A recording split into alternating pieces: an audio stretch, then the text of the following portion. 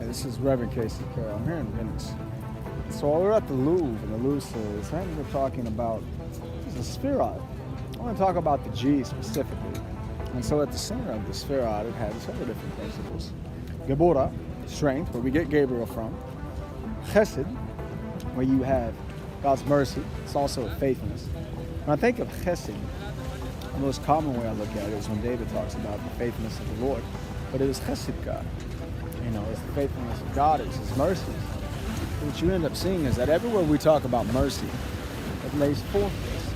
But you end up seeing that. When you talk about judgment, Geburah was more than just from Gabriel with strength. It was also His judgment.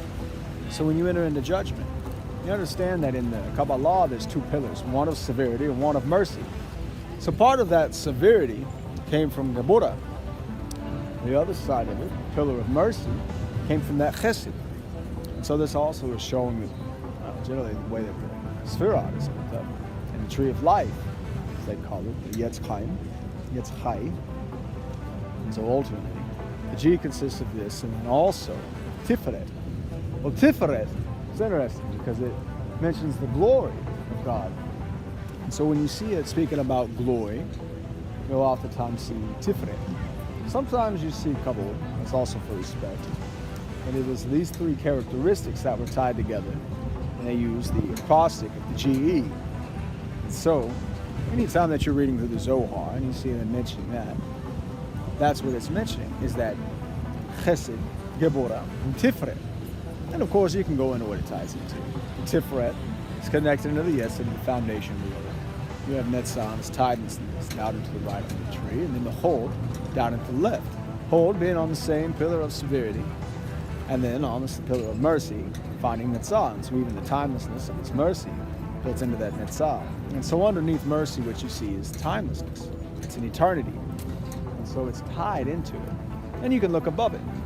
And you can see where you have Chokmah above Chesed, and how it is the wisdom of God goes on forever, as well as His mercy. And then on the opposite side, looking from the pillar of mercy into the pillar of severity, is Binah. Binah is understanding. And so when you see it, what you also find is that through understanding, you're held into judgment. It is to say that if someone didn't understand, then how can I hold them liable for the situation? But once they have that understanding, then they're liable for it. So thus the understanding was actually tied to that Geburah judgment, but also the strength. Through having understanding, it gives us strength. When we understand how the concepts and the principles of this world work, we're able to interact with them in a greater way so that it strengthens us and moves forward to the victory ultimately. And these two characters line up into the Keter. It's above Tiferet.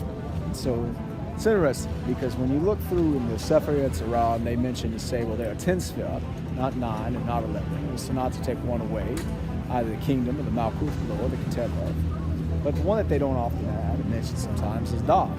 Doth was knowledge.